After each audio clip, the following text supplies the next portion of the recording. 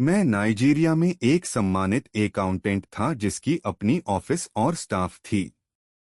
यहाँ अमेरिका में मैं सस्ती पोलो शर्ट पहनकर अपनी कार में अजनबियों को चलाता हूँ।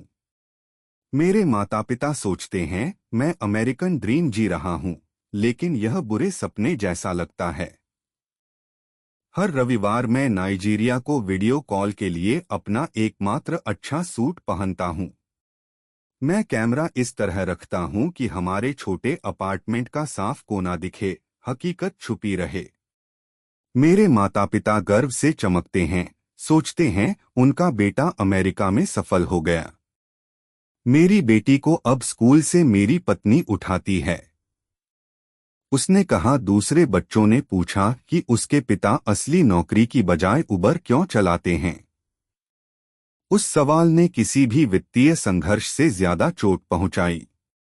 मेरी पत्नी नाइजीरिया में हेड नर्स थी, अब वह नर्सिंग असिस्टेंट की नाइट शिफ्ट करती है। हम दोनों घर वापस अपने परिवारों से अपनी असली नौकरियां छुपाते हैं। झूठ हमारे बिलों की तरह जमा हो रहे हैं। मैं अपने पुराने Nigerian business card glove compartment में रखता हूं। कभी कभी उबर की राइड्स का इंतजार करते हुए मैं उन्हें देखता हूं, याद करता हूं जब लोग मेरी ड्राइविंग की बजाय मेरी राय का सम्मान करते थे। मेरे बेटे ने पूछा कि हम नाइजीरिया अपने दोस्तों की तरह क्यों नहीं जा सकते।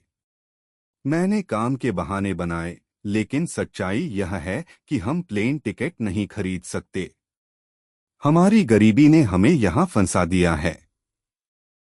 मैंने पिछले हफ्ते अपने उबर में एक नाइजीरियन बिजनेसमैन को उठाया। उसने मेरी एक्सेंट पहचानी और पूछा मैंने अमेरिका से पहले क्या किया। मैंने झूठ बोला कि मैं वहां भी सिर्फ ड्राइवर था। शर्म ने मेरा चेहरा जलाया।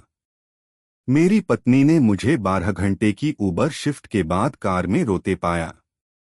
मैं गणना कर रहा था कि अगले महीने का किराया भरने के लिए हमें कितनी और राइड्स चाहिए। संख्याएं उत्तरजीविता के लिए नहीं जुड़ रही थीं। उस रात हमारी पहली ईमानदार बातचीत पैसे के बारे में हुई। अब कोई ढोंग नहीं, एक दूसरे से कोई झूठ नहीं। सच्चाई डरावनी थी, लेकिन हमें पार्टनर्स के रूप में करीब भी लाई।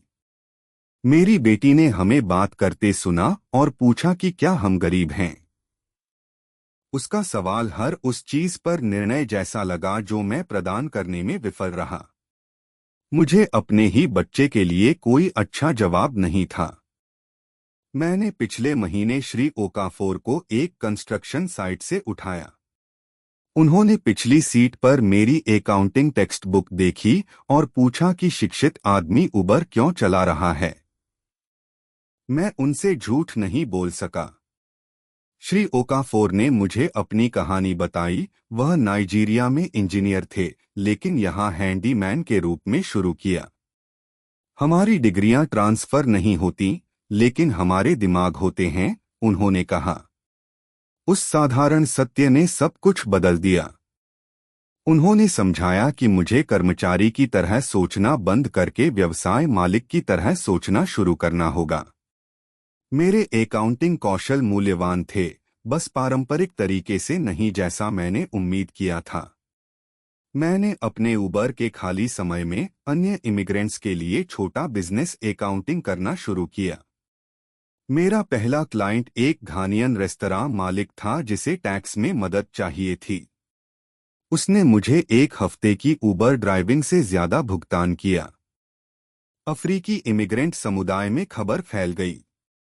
जल्द ही मेरे पास छोटे व्यवसाय मालिकों की वेटिंग लिस्ट थी जिन्हें अकाउंटिंग मदद चाहिए थी। मेरी उबर कार अपॉइंटमेंट्स के बीच मेरी मोबाइल ऑफिस बन गई। मेरी पत्नी ने क्लाइंट शेड्यूलिंग और पेपर वर्क में मदद करना शुरू किया।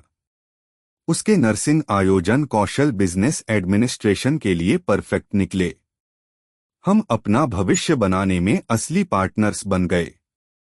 हमने अपना पहला क्रेडिट कार्ड पूरी तरह चुका दिया। उस बैलेंस को जीरो देखना मेरी किसी भी पेचेक से बेहतर लगा। कर्ज की जंजीरें टूटना शुरू हो रही थीं। मैंने उबर ड्राइविंग छोड़ दी जब मेरा अकाउंटिंग बिजनेस मेरी पुरानी आय के बराबर हो गया। डर असली था, लेकिन अपने असली कौशल का उपयोग करना खुद के पास वापस आने जैसा लगा। मेरी बेटी अब स्कूल से उठाते समय अपने दोस्तों से नहीं छुपती। अब वह गर्व से कहती है कि उसके पिता इमिग्रेंट व्यवसायों की मदद करने वाले अकाउंटेंट हैं। शर्म को गर्व ने बदल दिया है। हमने एक छोटे बिजनेस डिस्ट्रिक्ट में अपनी पहली प्रोफेशन ऑफिस स्पेस खरीदी। ड्राइवर की बजाय मालिक के रूप में उस दरवाजे से गुजरना सरल लगा। मैं अपनी प्रोफेशन पहचान वापस ले रहा था। श्री ओकाफोर उनकी कंस्ट्रक्शन कंपनी के लिए मेरे पहले कॉरपोरेट क्लाइंट बने। छात्र एक विश्वसनीय प्रोफेशन सहयोगी बन गया था। उन्होंने कहा, मेरा इमिग्रेंट अनुभव मुझे व्यवसाय बेहतर समझाता है। मैंने अपना पहला कर्मचारी रखा, एक युवा केन्याई इमिग्रेंट अकाउंटेंट जो LYFT चला रहा था। उसे व्यवसाय सिखाना इमिग्रेंट मदद के पवित्र चक्र को पूरा करने जैसा लगा।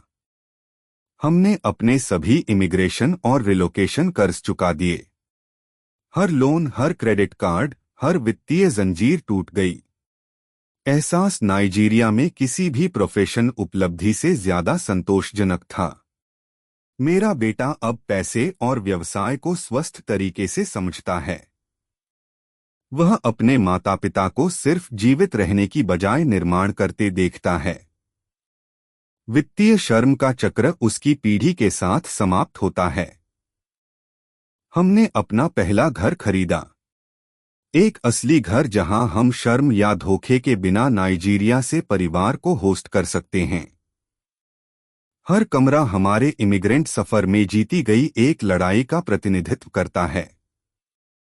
मैं अभी भी लंबे घंटे काम करता हूं, लेकिन अब मैं सिर्फ बिल भरने की बजाय हमारी परिवार विरासत बना रहा हूं। थकान का उद्देश्य है, और उद्देश्य दुनिया में सब कुछ बदल देता है।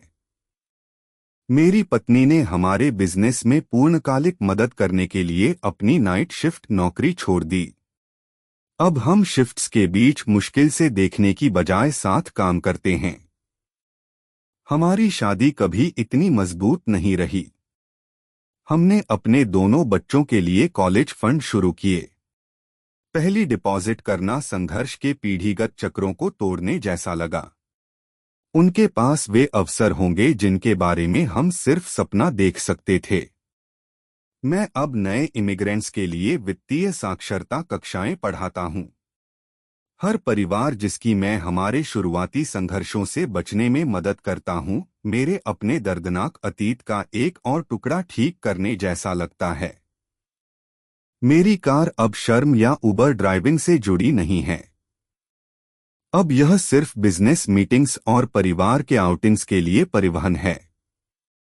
वह वाहन जो मेरे रहस्य रखता था अब मेरी सफलता ढोता है। हम 8 साल में पहली बार नाइजीरिया गए।